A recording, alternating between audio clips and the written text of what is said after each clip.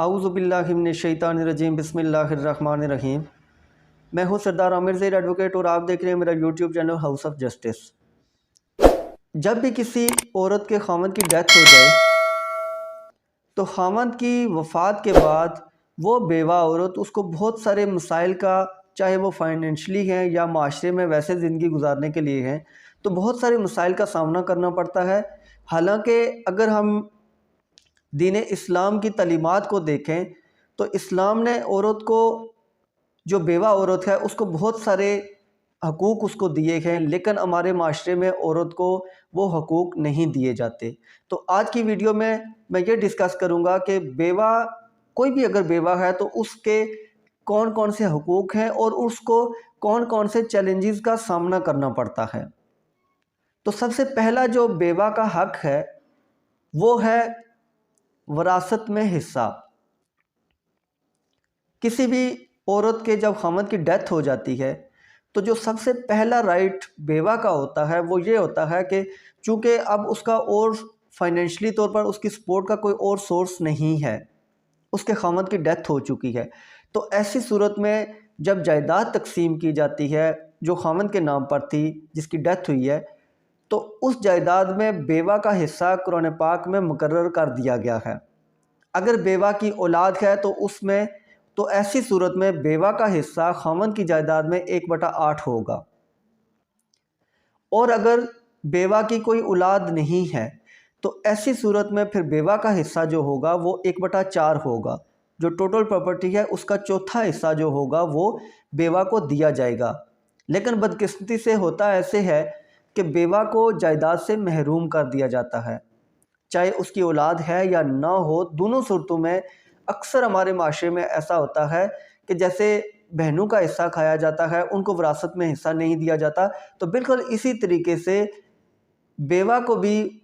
اس کے خاوند کی پراپرٹی جو ہوتی ہے اس سے حصہ نہیں دیا جاتا، اور اس کو اس کے جو رائٹ ہے اس سے محروم کر دیا جاتا ہے، وراثت سے محروم کر دیا جاتا ہے، جو کہ سراسر ناانصافی ہے۔ یہ بیوہ کا پہلا رائٹ ہے کہ جیسے ہی خاوند کی ڈیتھ ہو اور اس کی پراپرٹی تقسیم ہو تو بیوہ کو بھی وراثت میں اس کے 1/8 یا 1/4 جو بھی اس کا شیئر بنتا ہے، دونوں صورتوں میں اس کا شیئر اس کے حوالے کیا جائے، تاکہ اس کو جو فائنینشلی میٹرز ہیں ان کو ڈیل کرنے میں آسانی ہو۔ نمبر 2، رائٹ آف ری میری، کہ بیوہ کو پورا حق ہے کہ وہ جہاں چاہے، جس سے چاہے، اپنی مرضی سے وہ دوسری شادی کر سکتی ہے۔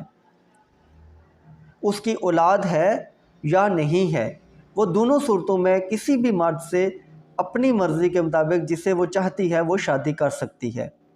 لیکن ایک اس کے اوپر پابندی ضرور ہے کہ وہ اگر خاوند کی ڈیتھ ہو گئی ہے تو ایسی صورت میں عدت کے دن اس میں شادی نہیں کر سکتی، اور بیوہ کی جو عدت ہوتی ہے وہ 4 مہینے 10 دن ہوتی ہے۔ اگر کسی عورت نے خلع لے لی ہے یا اسے طلاق ہو گئی ہے تو ایسی صورت میں عدت ہوتی ہے وہ 3 مہینے ہوتی ہے۔ لیکن اگر کسی عورت کے خاوند کی ڈیتھ ہو جاتی ہے تو ایسی صورت میں عدت کا جو پیریڈ ہوتا ہے وہ 4 مہینے 10 دن ہوتا ہے، اور 4 مہینے 10 دن عدت گزارنے کے بعد عورت، بیوہ کا پورا حق ہے کہ وہ جس مرضی سے چاہے وہ شادی کر لے۔ لیکن یہاں پر اسے یہ خیال ضرور رکھنا چاہیے کہ اگر اس کے بچے ہیں تو ایسی صورت میں وہ جب اگر کسی دوسرے مرد کو چنتی ہے کہ وہ اس سے شادی کرے گی تو اسے یہ دیکھنا چاہیے کہ وہ آدمی اس کے جو بچے ہیں ان کے لیے مہربان ہو، ایسا نہ ہو کہ وہ اس کے بچوں پر ظلم کرے، تو وہ دیکھ لے کہ اس کا یہ فیصلہ اس کے بچوں کی زندگی پر اثر انداز نہ ہو، تو اسے یہ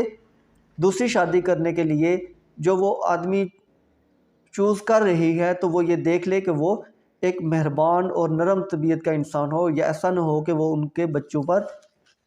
ظلم کرے اور ان کی جو زندگی ہے وہ اجیرن کر دے۔ اس کے بعد بیوہ کا یہ بھی حق ہے کہ وہ اپنی زندگی اپنی مرضی سے گزارے، اس پر ناجائز پابندیاں نہ لگائی جائیں۔ ایسا نہ ہو کہ اسے کہا جائے کہ وراثت سے بھی حصہ چھوڑ دو جو تمہارا بنتا ہے، اس کے علاوہ اسے اس چیز سے بھی روکا جائے کہ تم دوسری شادی نہ کرو۔ تو ایسی کوئی پابندی اس پر جو غیر شرعی اور غیر قانونی ہے وہ نہ لگائی جائے۔ بیوہ کو پورا حق دیا جائے کہ وہ جہاں چاہے، جس طریقے سے چاہے، اسلامی قوانین کے اندر، اسلامی حدود کے اندر رہتے ہوئے وہ زندگی گزار سکتی ہے۔ ہاں اگر وہ کوئی ایسا کام کرے جو کہ غیر شرعی ہو تو ایسی صورت میں اسے روکا جا سکتا ہے، لیکن اگر وہ شرع کے اندر رہتے ہوئے اپنی زندگی اپنی مرضی سے گزارنا چاہتی ہے تو کوئی آدمی اس کے اوپر، چاہے اس کا والد ہے، اس کا بیٹا ہے، اس کا بھائی ہے، کوئی بھی آدمی ہے، وہ اس پر ایسی کوئی پابندی نہیں لگا سکتا۔ اسے پوری آزادی ہے کہ وہ اپنی مرضی سے زندگی گزارے۔ اس کے علاوہ جو بیوہ کو کچھ چیلنجز کا سامنا کرنا پڑتا ہے وہ کون کون سے ہیں؟ سب سے پہلا کہ اس کو وراثت سے محروم کر دیا جاتا ہے۔ جب جائیداد تقسیم ہوتی ہے تو اسے اس کا حصہ نہیں دیا جاتا۔ اس کے علاوہ اسے فورس کیا جاتا ہے کہ فلاں آدمی سے شادی کر لو۔ اس کی وجہ یہ ہوتی ہے کہ چونکہ اگر وہ عورت اپنی پسند سے شادی کرے گی تو ہو سکتا ہے وہ آؤٹ آف فیملی چلی جائے، تو جائیداد وغیرہ کے جو ایشو ہوتے ہیں وہ بھی لالچ ہوتا ہے، اور بھی بہت سارے لالچ ہوتے ہیں یا کوئی اور ریزنز بھی ہوتی ہیں، تو بیوہ پر پابندیاں لگائی جاتی ہیں، اسے فورس کیا جاتا ہے کہ تم فلاں آدمی سے شادی کرو، فلاں سے نہ کرو۔ تو یہ چیلنج بھی اسے برداشت کرنا پڑتا ہے اور اسے ہینڈل کرنا چاہیے ان چیزوں کو۔ اس کے علاوہ جو سب سے بڑا چیلنج کسی بھی بیوہ کو ہوتا ہے کہ وہ اگر خاوند کی پراپرٹی میں رہائش پذیر ہے، جیسے اگر کوئی مکان ہے، وہ اگر کسی مکان میں رہائش پذیر ہے تو اس کو وہاں سے بے دخل کرنے کی کوشش کی جاتی ہے یا بے دخل کیا جاتا ہے، یا اگر اس کے قبضے میں کوئی اور ایسی پراپرٹی ہے جیسے کوئی ایگریکلچر لینڈ ہے یا کوئی کمرشل پراپرٹی ہے، تو کوشش کی جاتی ہے کہ اس بیوہ عورت سے وہ پراپرٹی بھی چھین لی جائے، اسے ایسی پراپرٹی سے بے دخل کر دیا جائے۔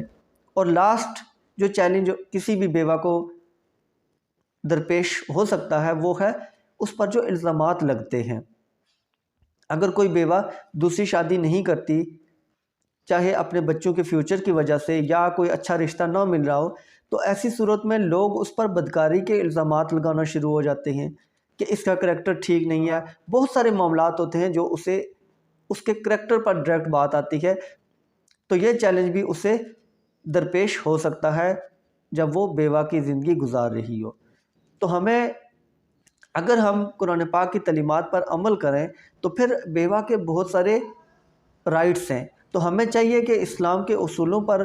عمل کرتے ہوئے بیوہ کو جو اس کے جائز حقوق ہیں، جائز اس کے جو رائٹ ہیں، تو وہ ہم اس سے نہ چھینیں اور اسے پورا حق دیں کہ وہ اپنی زندگی اپنی مرضی سے گزار سکے۔ تو یہ تھی آج کی ویڈیو، امید ہے ویڈیو پسند آئے گی۔ اگر ویڈیو پسند آئی تو میرے چینل ہاؤس آف جسٹس کو سبسکرائب کرنا نہ بھولیے گا۔ اسی کے ساتھ اجازت چاہوں گا، اپنی دعاؤں میں یاد رکھیے گا۔ فی امان اللہ۔